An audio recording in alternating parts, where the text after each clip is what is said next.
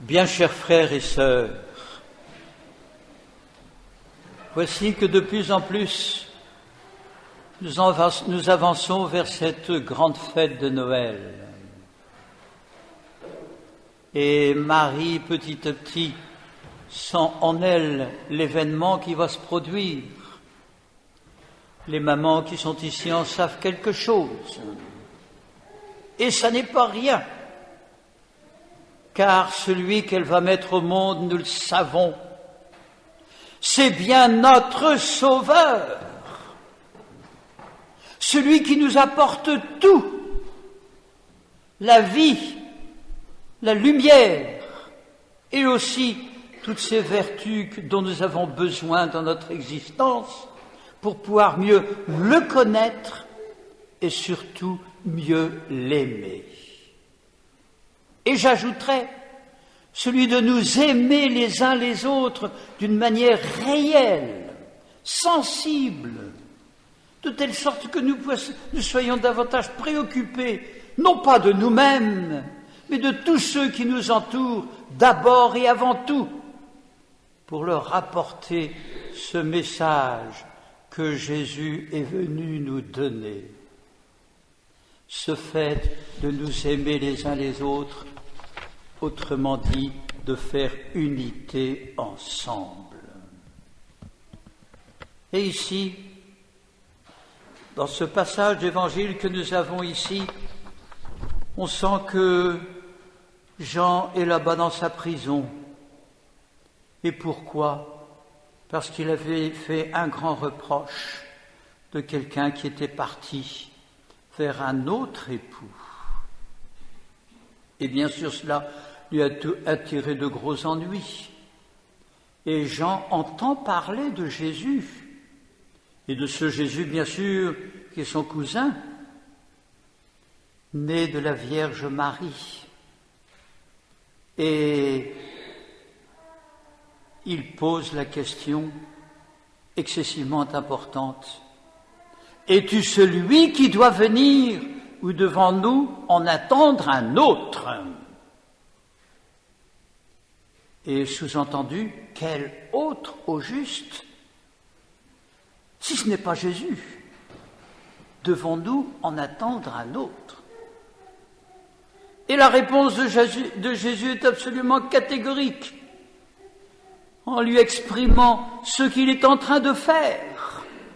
Apporte la guérison aux malades, les aveugles, les boiteux, les lépreux, les sourds, et même la vie, les morts ressuscitent.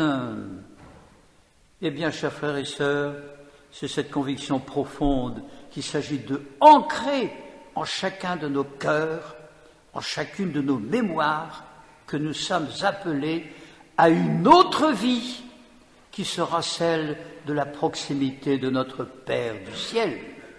Échange d'amour profond que nous pourrons là réaliser comme il n'y a pas son semblable ici-bas sur la terre.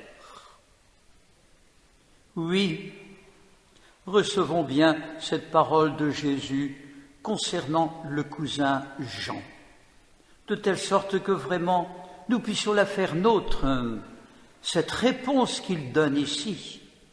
L'autre, oui, c'est lui-même, c'est Jésus.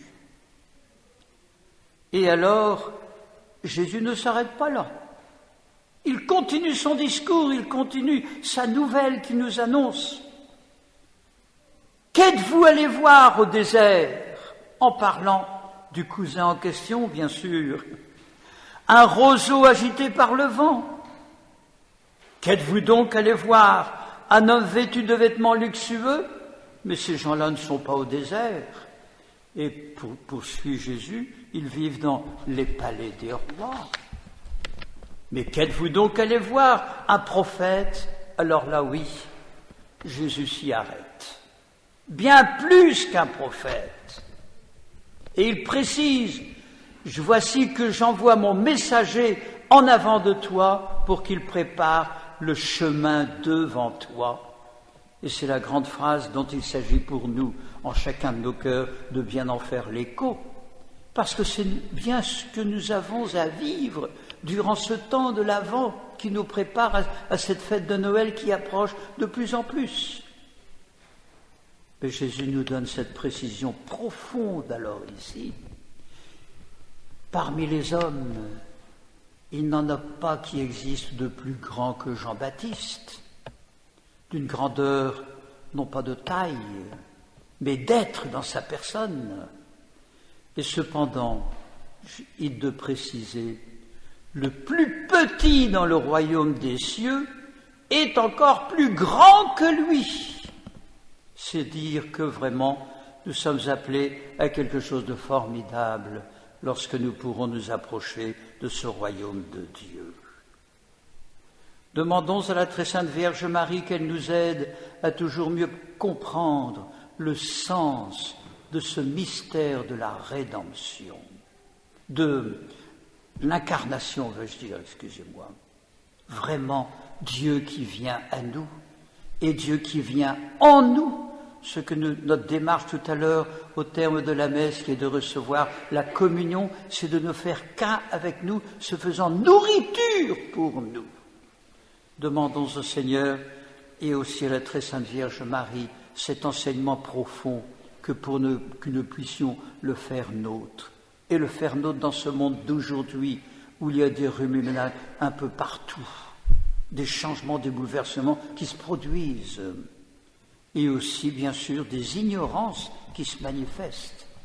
Demandons à Marie de nous aider à être dans ce monde comme le fut Jean, prophète de ce monde nouveau, à la suite de cette présence de Jésus parmi nous, en chacun de nos cœurs, et qui a comme tâche principale de changer, de transformer notre cœur en y mettant plein d'amour, de sollicitude, pour tous ceux qui nous entourent. Amen.